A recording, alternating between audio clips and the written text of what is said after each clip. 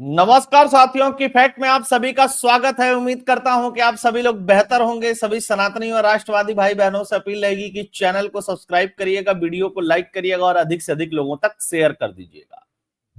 भारत पाकिस्तान के बीच में जो कुछ हुआ उसका इंपैक्ट दुनिया का जो हथियार मार्केट है उसके ऊपर बहुत बुरा पड़ा है।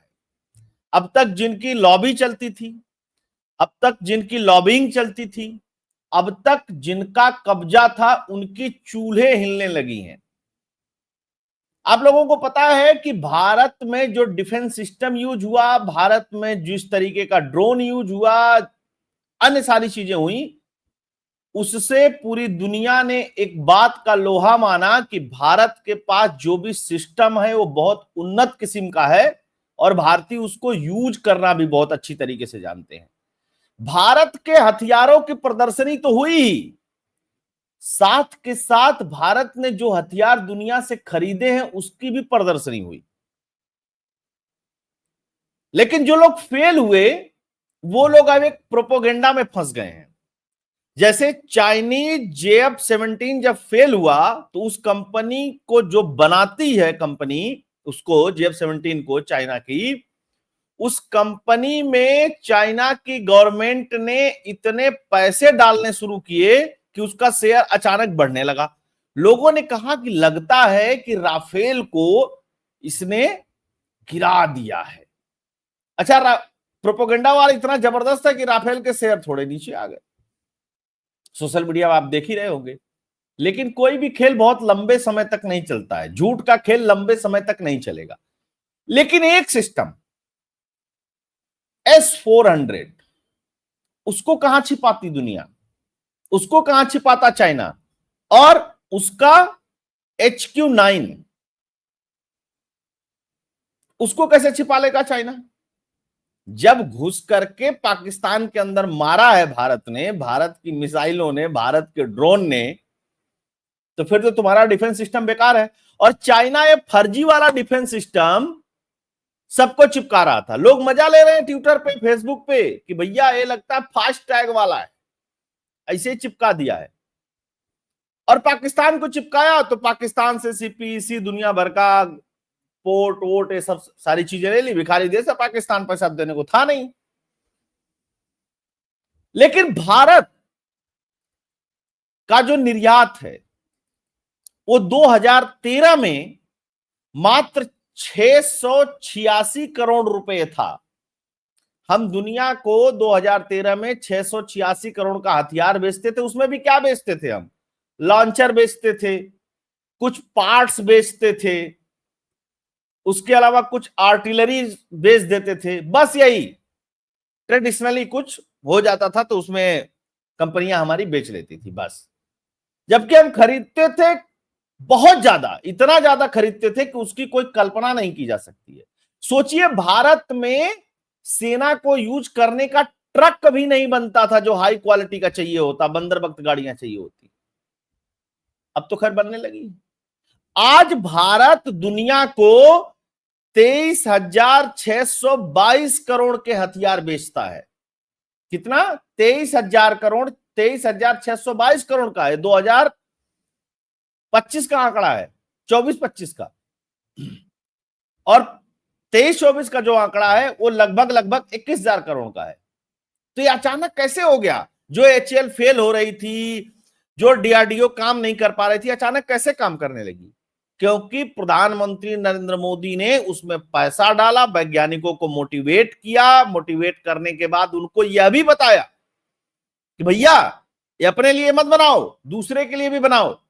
प्रॉफिट में कैसे आओगे?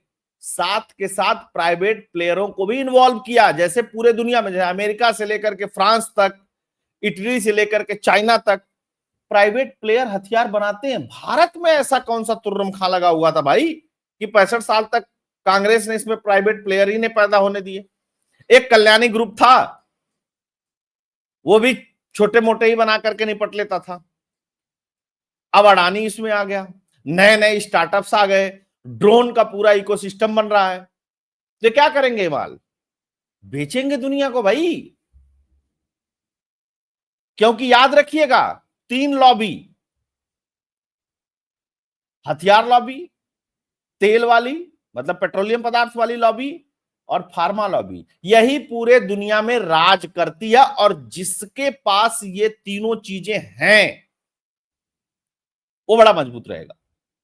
फार्मा लॉबी तो बहुत अच्छी हो गई है भारत की, ठीक ठाक काम हम कर ले जा रहे हैं, इसमें ठीक ठाक लोगों को माल सप्लाई करते हैं। तेल प्राकृतिक चीज है, उसमें हम कुछ कर नहीं सकते हैं, तो हम रिन्यूएबल एनर्जी, ग्रीन एनर्जी की तरफ जा रहे हैं। मसला फंस रहा है हथियार का। आपको विश्व गुरु बनना है, आपको बड़ी इकोनॉमी बनना है, तो आप सिर्फ बतौलेबाजी से थोड़ी ना बन जाओगे कि आएंगे बोलेंगे बां चढ़ाएंगे राहुल गांधी की तरह और मैं तो बदल गया हूं, मैं तो ऐसे हो गया हूं, मैं तो वैसे हो गया। ऐसे तो बन नहीं सकते। उसके लिए तो काम करना पड़ेगा ना, उसके लिए पूरी मशीनरी चाहिए, उसके लिए पूरा एनवायरमेंट चाहिए, उसके लिए पूरा इकोसिस्टम चाहिए, उसके लिए अवेलेबिलिटी चाहिए, रिसर्च चाहिए, सारी चीज चाहिए। तब जाकर के आप उस चीज पे विजय प्राप्त कर सकते हो और उस लक्ष्य को प्राप्त कर सकते हो। हुआ खेल क्या, पुतिन आने वाले हैं भारत। पुतिन भारत आने वाले हैं और दुनिया का सबसे बेहतरीन एयर डिफेंस सिस्टम, जिसको S-500 कहा जाता है, ऑफर दिया है रसिया ने कि साथ में मिलकर के बनाते हैं भारत के अंदर ही। आपको याद है जिस ब्रह्मोस से पूरी दुनिया थर्राती है, पूरी दुनिया, ब्रह्मोस जैसी मिसाइल दुनिया में किसी देश के पास नहीं है, ये नॉन फैक्ट है। उस ब्रह्मोस को भारत और रूस ने ज्वाइंटली डेवलप किया है, मिल करके बनाया है उसको। और कैसे पाकिस्तान में उसने घुस करके मारा है, चीन का पूरा डिफेंस सिस्टम, उसका जो रडार पडार जितना था सब ध्वस्त। तो प्रोपेगेंडा वार कर रहे हैं। अब एक महत्वपूर्ण चीज है जिसको समझना बहुत जरूरी है। दुनिया में एक्सपोर्ट जो हथियार होते हैं उसमें वर्चस्व किसका है? उसमें एक तरफा वर्चस्व अमेरिका का है। पूरे दुनिया में जितने हथियार बिकते हैं, ऐसे मान लीजिए कि अगर 100 रुपए का हथियार पूरे दुनिया में बिकता है तो अकेले 43 रुपए का अमेरिका बेचता है। उसके बाद फ्रांस 10 रुपए का, मतलब 10%, ऐसे परसेंटेज में चलते हैं लेकर के इसको।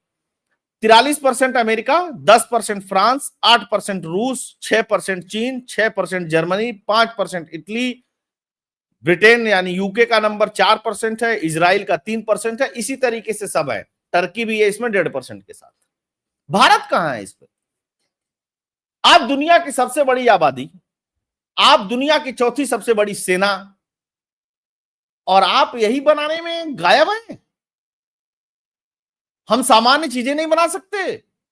रोज बात होती है यहां कि भैया हम जो है फाइटर प्लेन का इंजन नहीं बना पा रहे हैं। अरे मत बनाओ फाइटर प्लेन का इंजन यार। बहुत से दुनिया में देश हैं जो फाइटर प्लेन के इंजन नहीं बनाते हैं। इटली कौन सा फाइटर प्लेन का इंजन बनाता है? इजराइल कौन सा फाइटर प्लेन का इंजन बनाता है? टर्की कौन सा फाइटर प्लेन का इंजन बनाता है? वो भी नहीं बनाता। लेकिन फिर भी अन्य चीजें तो बना सकते हैं, और बना सकते हैं तो बड़े पैमाने पर बना करके उसको दुनिया में बेच तो सकते हैं। पैसा वहां से आएगा तो अपने सेना के ऊपर उसको खर्च करेंगे तो और सेना मजबूत होगी। ये तो अनवरत चलने वाला काम है ना। ऐसे थोड़ी ना कि 2025 में हो गया तो बस अब खत्म काम है, बस अब देश में अब जरूरत ही नहीं है। ये तो हमेशा जरूरत लगेगी। अब जब ये फेल हुआ, अब चूंकि चाइना, अब चाइना देखिए कितना समझदार देश है और उससे खरीदने वाले माल कितने बेवकूफ लोग। सबको पता है कि चाइना ने S-300 रूस से खरीदा। लोग ये भी कहते हैं कि उसी को रिवर्स करके ये अपना वाला बनाया है इसने, जो इसका है HQ-9, जो भी हो। लेकिन रूस से वो खरीदता है, उसको खुद ही अपने पे विश्वास नहीं है और वो दूसरे को चिपका देता है और दूसरे देश खरीद भी लेते हैं। अब जो भी मजबूरी हो उसमें तो मैं नहीं जाना चाहता, लेकिन ये एक सच्चाई है। तो क्या है खबर S-400 पे? उस पे चलते हैं। S-500 भारत और रूस S-500 एयर डिफेंस सिस्टम के लिए एक साथ आए। पाकिस्तान की बड़ी टेंशन, ये अखबारों में छपना शुरू हो गया है। ये बहुत सारे अखबारों में छपा, क्योंकि S-400 की सफलता और भारतीयों के उसके जबरदस्त यूज की वजह से रसिया ने कहा कि नहीं भाई ये देश ठीक है, अब इसके साथ S-500 भी डेवलप करते हैं। यहाँ पे भी ठीक ठाक साइंटिस्ट हैं, क्योंकि हमने भी एक सिस्टम डेवलप किया है ना जिसका नाम आकाश है ना। और भी हम सैम में बहुत सारा काम कर रहे हैं, एयर टू सरफेस पे चीजें करने के लिए। मैं कंपैरिजन भी बताऊंगा दुनिया के जो डिफेंस सिस्टम है उसमें क्यों S-400 बेटर है, जो दुनिया के बेहतरीन डिफेंस सिस्टम है उसके भी कंपैरिजन करूंगा, तो अंत तक बने रहिएगा। S-400 भारत ने खरीदा कैसे, आप समझिए कि जब S-400 भारत खरीद रहा था, राफेल जब भारत खरीद रहा था, तो भारत के विपक्ष और भारत में छिपे हुए चीनी और हथियार लॉबियों के जो गुर्गे हैं उन लोगों ने पूरी कोशिश की कि न खरीदने पाए भारत।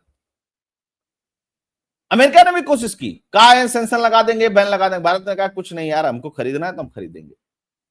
2015 में बातचीत शुरू होती है, प्रधानमंत्री नरेंद्र मोदी की सरकार होती है केंद्र में।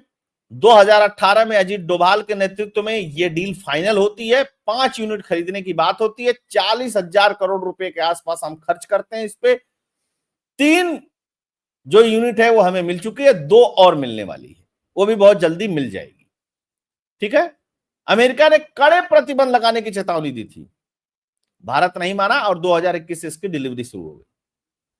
ठीक, ये जानिएगा, सुब्रमण्यम स्वामी ने तो 50 ट्वीट कर डाले थे, अरे ये बेकार सिस्टम है, ये बेकार। अब सुब्रमण्यम स्वामी का कान पकड़ के, जो पॉडकास्ट में आज का सुब्रमण्यम स्वामी डांस करता हुआ नजर आता है, उससे पूछना चाहिए ये बात कि भाई टेस्ट तो हो गया, टेस्ट हो गया, अब क्या बोलोगे इस पे। राफेल को लेकर के इसी तरीके से बात थी, राफेल भी टेस्टेड है। ये देखिए, ये देश से जुड़ा हुआ मसला है, किसी पार्टी से जुड़ा हुआ मसला नहीं है। पाकिस्तान को ले डूबा चीन का HQ-9, इस घटिया डिफेंस सिस्टम पर खुद ड्रैगन नहीं करता भरोसा, रूस से खरीदता है S-400। समझ रहे हैं आप, आगे थोड़ा और बढ़ते हैं। आधुनिक बताकर पाकिस्तान को चूना लगाया, HQ-9 और HQ-16 को आधुनिक बताकर के पाकिस्तान सहित कई देशों को बेच चुका है और खुद ये इस पे भरोसा नहीं करता है। तो भाई इतना तो इंटेलिजेंस होना चाहिए ना कि जो अपने ही देश के उस पे भरोसा नहीं करता हो, तुमको चिपका रहा है, तुम ले क्यों रहे हो। अच्छा, ट्रक वरक बहुत बढ़िया बनाया, वैसे ही गोल गोल डब्बा सा बनाया है, तो लोगों को लगता है हाँ नहीं ठीक होगा, काम अच्छा करता होगा। खैर, आगे थोड़ा और बढ़ते हैं। ये देखिए, जो टॉप 10 डिफेंस सिस्टम है वर्ल्ड के, ये उनकी रेंज है। एक तो सबसे पहले जान लीजिए कि S-400 की रेंज को कोई मैच नहीं करता है, कोई भी मैच नहीं करता है। मैक्सिमम जो इनका है वो 300 तक है, इजराइल का। ठीक है, डेविड कुछ करके नाम उसका, इसमें लिखा हुआ है, पढ़ लीजिएगा, वो करता है। लेकिन एल्टीट्यूड जो उसका है वो मात्र 15 किलोमीटर का है। तो खैर, उसको अगल बगल वाले को देखना होता है, बहुत दूर तक मारना नहीं होता, तो उसका डिफेंस सिस्टम ठीक है। फिर थर्ड की बात आती है यूएस की, रसिया का तीसरे नंबर पे है, पहले नंबर पे रसिया का है, तीसरे नंबर पे रसिया का है। उसका एल्टीट्यूड 150 किलोमीटर का, लेकिन रेंज उसकी 200 किलोमीटर है। अब 150 किलोमीटर 200 किलोमीटर ये क्यों ऐसा बनाया, इसकी समझ, मतलब ये समझ के बाहर की चीज है भैया। जब 200 किलोमीटर जाएगा तो इसका एल्टीट्यूड इतना ज्यादा क्यों होना चाहिए। खैर, कोई सोच करके बनाया होगा अमेरिका का, इसको भी अच्छा सिस्टम बनता है, लेकिन ये चौथे नंबर पे है, इस बात को समझ लीजिएगा। चाइना का S-300, रसिया का S-300 और S-400 दोनों नंबर 1 है, और S-500 भी वो बना चुका है। ठीक है, फिर यूएस का भी एक और आता है, वो है फिर HQ-9 है चाइना का, जो 125 किलोमीटर की रेंज है और 27 किलोमीटर का एल्टीट्यूड है। हमारे पास 400 किलोमीटर का है एयर डिफेंस सिस्टम, जिसका एल्टीट्यूड 56 किलोमीटर, बहुत आइडियल। अब बताइए कहां से HQ-9 इसका मुकाबला करता। फिर भारत के पास एक और है जिसकी रेंज 70 किलोमीटर है, एल्टीट्यूड 10 किलोमीटर है, और वो क्या है, उसका नाम है बराक 8, जिसको इजराइल और इंडिया ने मिलकर के बनाया है। और ये लगभग लगभग आयरन डोम के रेंज को और एल्टीट्यूड को मैच करता है। बहुत सारे लोग तो कहते हैं आयरन डोम वाली टेक्नोलॉजी थी, भारत में विकसित कर दी गई उसको ला करके, और जो भी हो। तो आप बताइए कि दुनिया के टॉप 10 डिफेंस सिस्टम में नंबर 1 हमारे पास है और नंबर 9 भी हमारे पास है, और हमने जो बनाया है उसकी तो रैंकिंग में नाम ही नहीं आई, अभी तो वो टेस्ट हुआ है, अब उसकी भी आ जाएगी धीरे धीरे, आकाश एयर डिफेंस सिस्टम की। इससे लॉबी डरी हुई है कि भैया ये तो भारत में जो कुछ हुआ ना, वो तो चलो ठीक है, भारत पाकिस्तान का मसला है, हम यहां बेचेंगे वहां बेचेंगे करेंगे, लेकिन पूरे दुनिया में बहुत तगड़ा इंपैक्ट पड़ने वाला है। क्या कहेंगे हम, क्या कह करके बेचेंगे कि भारत के डिफेंस सिस्टम को भेद नहीं पाया, भारत की मिसाइलों को रोक नहीं पाए, दोनों काम नहीं कर पाए। तो ये एक सुखद खबर है। मैं चाहूंगा कि ये डील हो है, और भारत की और भी प्राइवेट कंपनियां जो हैं आए और भारत के लिए बेहतरीन हथियार बनाए, दुनिया को बेचे, पैसा कमाए, भारत में लगाएं, भारत को टैक्स दें, भारत की और सेना मजबूत हो। तो ये थी खबर दोस्तों। होप एनालिसिस से कंटेंट फैक्ट्स आप लोगों को पसंद आया होगा। पसंद आया होगा तो चैनल को डोनेट और कंट्रीब्यूट करते रहिएगा। उसके लिए फोन पे पेटीएम का नंबर स्क्रीन पे दिया हुआ है। आप सभी जुड़े, बहुत बहुत धन्यवाद। जय हिंद, जय भारत, जय श्री राम।